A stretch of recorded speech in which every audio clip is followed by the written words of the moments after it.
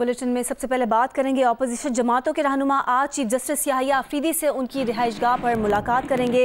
PTI की जानिब से उमर अयूब, शिबली फराज, अली जफर मुलाकात में मौजूद होंगे। रहनुमा पीटीआई सलमान अकरम राजा और बाबर अवान भी मुलाकात करने वालों में शामिल होंगे। उमर अयूब का कहना है कि बानी पीटीआई से मुलाकात में चीफ जस्टिस से मुलाकात पर गुफ्तगू की थी। वज़ीर आज़म की मौजूदगी में चीफ जस्टिस की जानिब से मुलाकात का कहा गया था। बानी पीटीआई से मुशावरत के बाद हमने अलग मुलाकात का कहा। आज हमारा वफ्द चीफ जस्टिस पाकिस्तान से जुडिशल रिफॉर्म्स पर बात करेगा।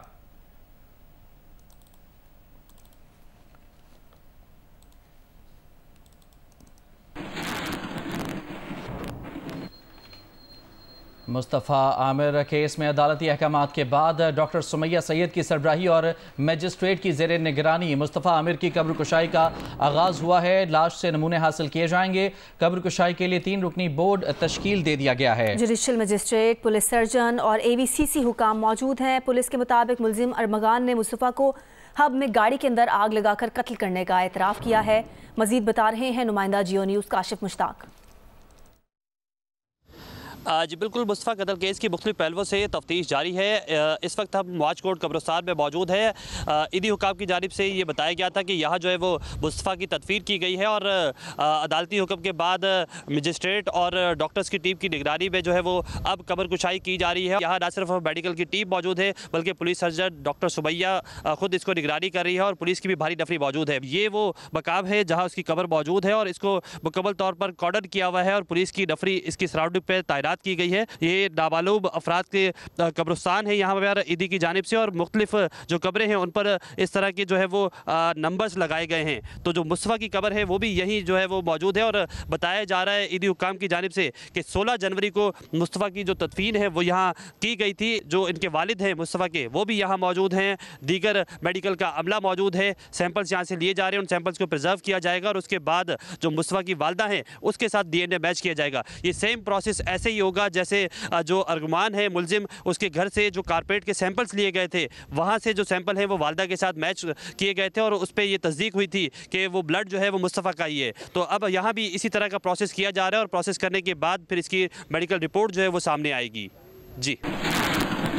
वज़ीर दिफा ख्वाजा आसिफ का कहना है कि कौमी महाज पर कामयाबियों से पीटीआई की परेशानी और बेजारी बढ़ गई है। पीटीआई का मकरूह चेहरा सामने आ गया है। इंतशार की सियासत हमेशा के लिए दफन हो जाएगी। वज़ीर दिफा ख्वाजा आसिफ ने पीटीआई पर तनकीद करते हुए कहा कि पीटीआई वालों की सियासत एक ज़ात के लिए है, इन्हें अपने मुल्क की कोई फिक्र नहीं। वज़ीर दिफा कहते हैं कि army chief general Asim Munir बरतानिया के अहम दौरे पर हैं। पाकिस्तान के बरतानिया के साथ अहम सफारती, अस्करी और माशी ताल्लुकात हैं।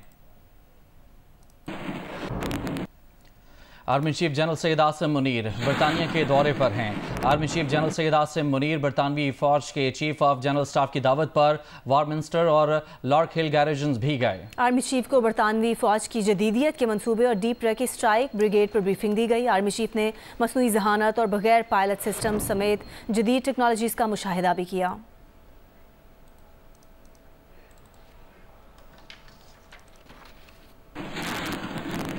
सिंध हाई कोर्ट में क्लिफ्टन के रिहायशी इलाके में कमर्शियल सरगर्मियों के खिलाफ तौहीन अदालत की दरख्वास्त की समाअत हुई।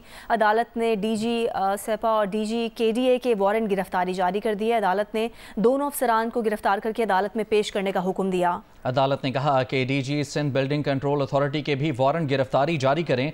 वकील ने बताया कि DG Sindh building control authority ने कल ही चार्ज दिया है। हम अदालती हुक्म पर मनवन अमल दरामद करेंगे। अदालत ने रिपोर्ट के साथ DG SPCA को आइंदा समाअत पर तलब करते हुए मजीद समाअत 27 फरवरी तक मुलतवी कर दी। शहरी ने क्लिफ्टन के रिहायशी इलाके में रेस्टोरेंट चलाने के खिलाफ दरख्वास्त की थी।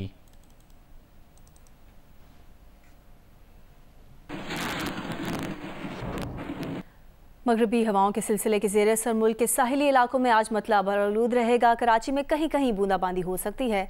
उन्हीं ज़मीर शाह मजीद आगाह करेंगी। मगरबी हवाओं का सिलसिला मुल्क पर असरअंदाज है और इस सिस्टम के ज़ेर असर मुल्क के कई मकामात पर बारिशें और पहाड़ों पर बर्फबारी भी हो रही है। इस सिस्टम से सिंध में फ़िलहाल किसी ख़ास बारिश का इम्कान मौजूद नहीं है, लेकिन इस सिस्टम के ज़ेर से पाकिस्तान के जो जनूबी इलाके हैं यानी जो पाकिस्तान के साहिली इलाके हैं यहाँ पर मतला आज बरालूद रहेगा। यही वजह है कि कराची में भी हम देख रहे हैं कि सुबह से मौसम काफ़ी खुशगवार है, मतलब बरालूद है और हल्की हल्की ठंडी हवा भी चल रही है। कराची में बादल कुछ खास बारिश तो बरसा नहीं सकते, लेकिन महकमा मौसमियात के मुताबिक आज कराची में बूंदाबांदी का इम्कान ज़रूर मौजूद है। कल से कराची में एक बार फिर मतलब साफ रहने लगेगा। दिन में जैसे हम देख रहे थे कि पिछले दिनों भी कराची में मौसम जो दिन में है वो काफ़ी गर्म गुजर रहा था। दिन के ज़्यादा से ज़्यादा दर्जा हरारत 30 से 32 डिग्री सेंटीग्रेड के दरमियान आइंदा आने वाले दिनों में रह सकते हैं, जबकि रात के कम से कम दर्जा हरारत 18 से 20 डिग्री सेंटीग्रेड के दरमियान रहने का इम्कान मौजूद है। मौसमियात का बताना है कि रमज़ान में भी दिन निस्बतन कुछ गर्म गुजर सकते हैं, जबकि रातें कुछ बेहतर रहेंगी, क्योंकि इन दिनों में बहार के मौसम में कराची में समुद्री हवाएं चलती रहती हैं और समुद्री हवाएं कराची की लाइफलाइन है, जिसकी वजह से रातें काफ़ी बेहतर रह सकती हैं। जी, पेशावर में बारिश के बाद सर्दी की शिद्दत में इजाफा हुआ है, जबकि आइंदा 24 घंटों के दौरान मौसम सर्द और खुश्क रहेगा। महकमा मौसमियात के मुताबिक खैबर पख्तूनख्वा के बालाई अजला में बारिश और बर्फबारी का इम्कान है। मजीद बता रही हैं GA न्यूज़ की नुमाइंदा माहम कुरैशी। जी, पेशावर में इस वक्त मतला मुकम्मल तौर पर साफ है, धूप निकली हुई है, ठंडी हवाएं भी चल रही हैं जिसमें खुनकी महसूस की जा रही है। गुज़िश्ता दिनों के दौरान पेशावर में सर्दी की शिद्दत में कमी वाक़या हुई थी, मगर बारिशें होने के बाद सर्दी की लहर वापस लौट आई है। अगर हम पेशावर की बात करें तो महकमा मौसमियात के मुताबिक पेशावर में कम से कम दर्जा हरारत 7 डिग्री सेंटीग्रेड रिकॉर्ड किया गया है, जबकि हवा में नमी का तनासुब 93% रिकॉर्ड किया गया है। इसी तरह खैबर पख्तूनख्वा में सबसे कम दर्जा हरारत कालाम में -4 डिग्री सेंटीग्रेड रिकॉर्ड किया गया है। इसी तरह गुज़िश्ता 24 घंटों के दौरान कालाम में 2 इंच और मालम जबा में 1 इंच बर्फबारी भी रिकॉर्ड की गई है।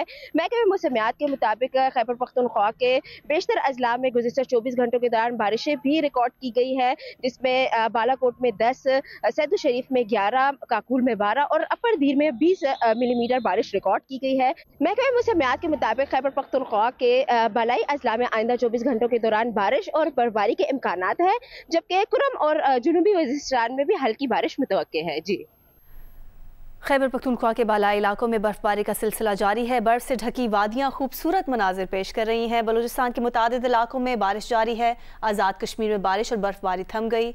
मौसमी बीमारियों में इजाफे से शहरी परेशान। गिलगित बल्तिस्तान, खैबर पख्तूनख्वा और आज़ाद कश्मीर में पहाड़ों पर जमी बर्फ़ ने नज़ारे दिलकश बना दिए हैं। खैबर पख्तूनख्वा के मुख्तलिफ इलाकों में बर्फ़बारी का सिलसिला जारी है। वादी तीरा में बोठान शरीफ, राजगल समेत मुख्तलिफ मकामात बर्फ़ से ढक गए हैं। वादियाँ मज़ीद खूबसूरत मनाज़र पेश कर रही हैं। बलूचिस्तान में नोश की क़लात समेत अक्सर मकामात पर हल्की बारिश शुरू हो गई। मौसम खुशगवार हो गया है।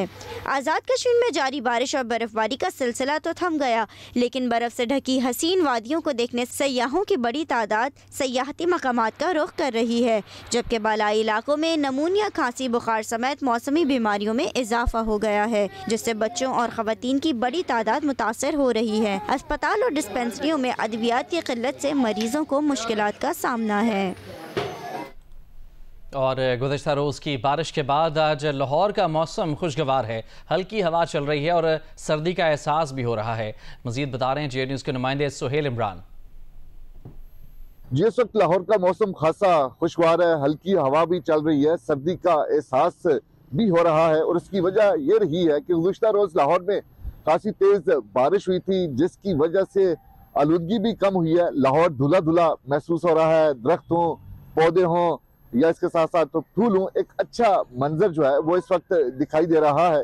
दर्जा हरारत इस वक्त तो 18 सेंटीग्रेड है। ज़्यादा से ज़्यादा आज दिन के औकात में 20 तक जाएगा, जबकि कम से कम दर्जा हरारत 11 सेंटीग्रेड तक रहेगा और वो भी शाम के औकात में। आने वाले दिनों में बारिश की कोई पेशगोई नहीं की गई। इसी तरह दर्जा हरारत थोड़ा थोड़ा बढ़ता रहेगा, धूप निकलेगी, मौसम जो है वो खुश्क रहेगा। क्रिकेट के शायकीन के लिए भी एक अच्छी खुशखबरी ये है कि जो कल मैच होने जा रहा है इंग्लैंड और ऑस्ट्रेलिया की क्रिकेट टीमों के दरमियान, उस दौरान भी मौसम खासा खुशगवार रहेगा। महकमा मौसमियात की जानब से जो बताया गया है, नेक्स्ट वीक के आखिर में जाकर एक मरतबा फिर एक हल्की बारिश का स्पेल जो है वो आएगा और मौसम मजीद खुशगवार होगा, लेकिन आने वाले दिनों में दर्जा हरारत में इजाफा होता रहेगा, जिसकी पेशगोई की गई है। जी, इस दौर में पाक आर्मी की जानिब से स्नो फेस्टिवल मुनक़िद किया गया है। फेस्टिवल में मुख्तलिफ खेलों के मुकाबले जारी हैं, म्यूज़िकल शो और लोकल रक्स भी पेश किए जा रहे हैं। इस दौर में पाक आर्मी की तरफ से सुरमाई सयाहत को फ़रोग देने के लिए स्नो स्पोर्ट्स फेस्टिवल का अहतमाम किया गया। सतह समंदर से 9000 फुट बुलंद सर्द तरीन मकाम में मनफी दर्जा हरारत में रंगारंग तकरीबात मुनक़िद की गई। मेले में पैराग्लाइडिंग, रस्साकशी, रेस समेत मुख्तलिफ खेलों के मुकाबले जारी हैं। फेस्टिवल में म्यूज़िकल शो और लोकल रक्स भी पेश किए जा रहे हैं। शहरियों और सयाहों की बड़ी खूबसूरत मौसम में मेले में शिरकत करके लुत्फानंदोज हो रहे हैं। कुछ बात करते हैं आईसीसी चैंपियंस ट्रॉफी की, जिसमें सबसे बड़ा मुकाबला पाक भारत टाकरा 23 फरवरी को होगा। पाकिस्तान टीम आज दुबई में ट्रेनिंग का आगाज करेगी। अनफिट फखर जमान की जगह शामिल किए गए इमामुल हक भी आज टीम को ज्वाइन करेंगे। न्यूजीलैंड से शिकस्त के बाद पाकिस्तान टीम एक बार फिर अगर मगर में फंस गई है। इवेंट में पाकिस्तान के पास अब गलती की कोई गुंजाइश नहीं। टूर्नामेंट में आगे जाना है तो भारत को हर सूरत हराना है। भारत से शिकस्त हुई तो ग्रीन चिट्स के सेमीफाइनल में पहुंचने के इम्कानात तकरीबन खत्म हो जाएंगे। सिर्फ इस सूरत में सेमीफाइनल में पहुंचेंगे जब आखिरी मैच बांग्लादेश से जीतें। भारत अपने तीनों मैचेस जीते और बांग्लादेश न्यूजीलैंड को शिकस्त दे। ऐसी सूरत में पाकिस्तान, न्यूजीलैंड और बांग्लादेश का एक एक पॉइंट होगा। फिर दूसरे सेमीफाइनलिस्ट टीम का फैसला रन रेट पर होगा।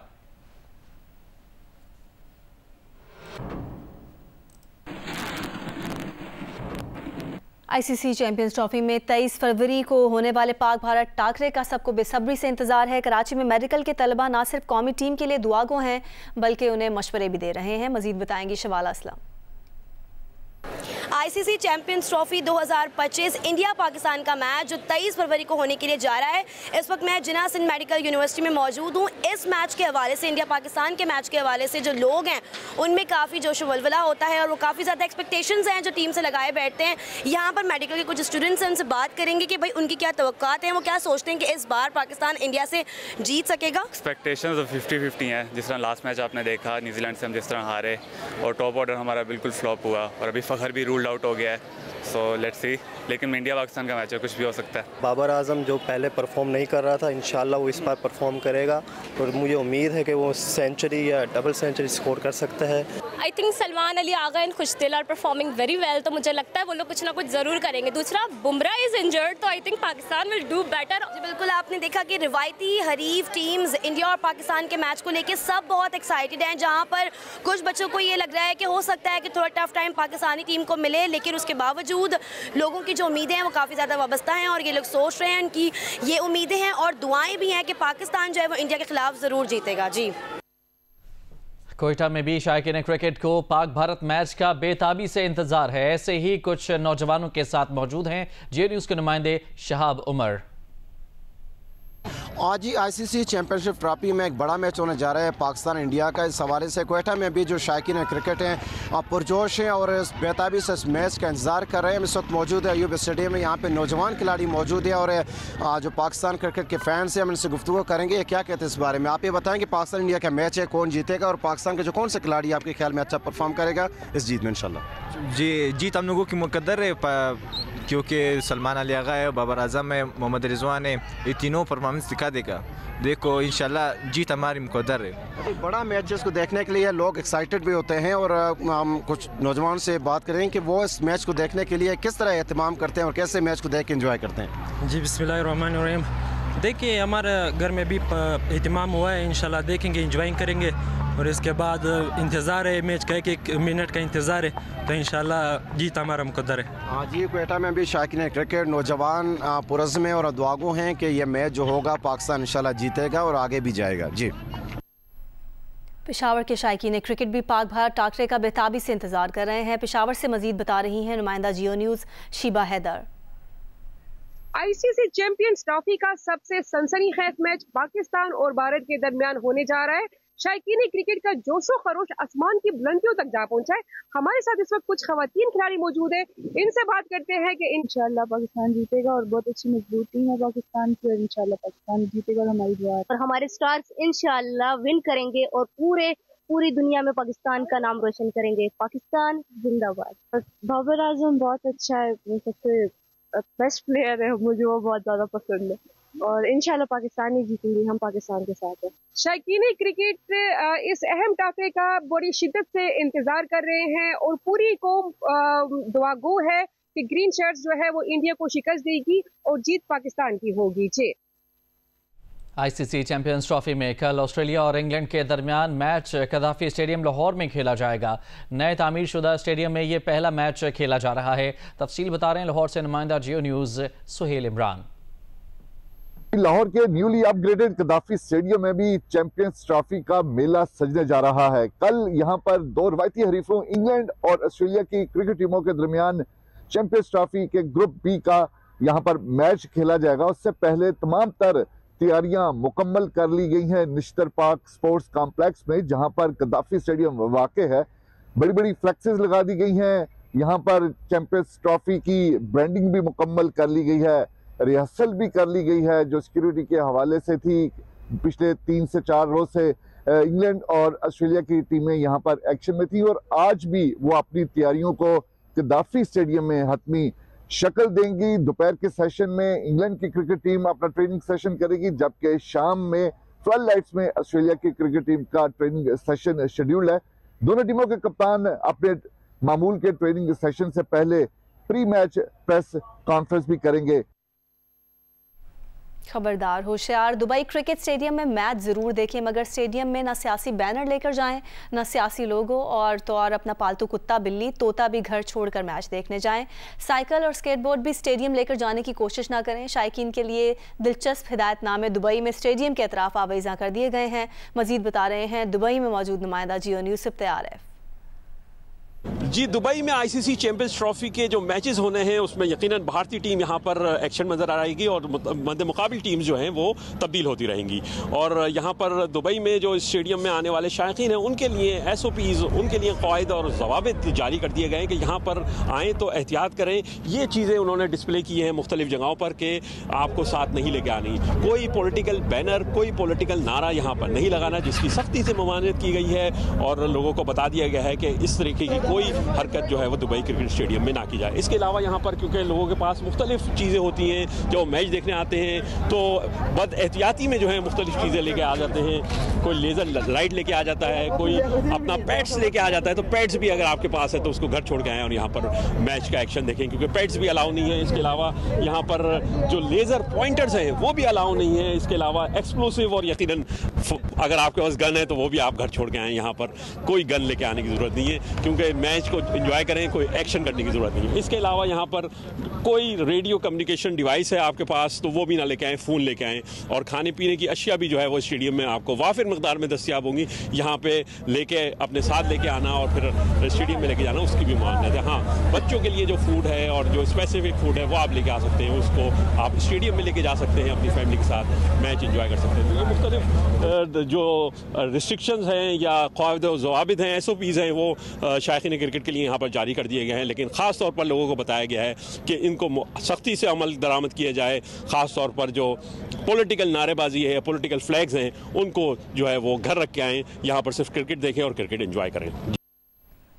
इक़्तिसादी राबता कमेटी ने आईसीसी चैंपियंस ट्रॉफी से मुंसलिक ज़रूरी इनकम टैक्स की छूट देने की मंजूरी दे दी। ये छूट आईसीसी और पाकिस्तान के दरमियान मुश्तरका मुआहिदों के तहत दी जाएगी। आईसीसी PCB और PCB आईसीसी को इनकम टैक्स में छूट देंगे। इनकम टैक्स की छूट का इत्तलाक चैंपियंस ट्रॉफी के इनामात और आमदन पर होगा। चैंपियंस ट्रॉफी में सेल्स टैक्स और फेडरल एक्साइज ड्यूटी की छूट नहीं होगी। इनकम टैक्स छूट का टैक्स आमदन पर कोई असर नहीं पड़ेगा।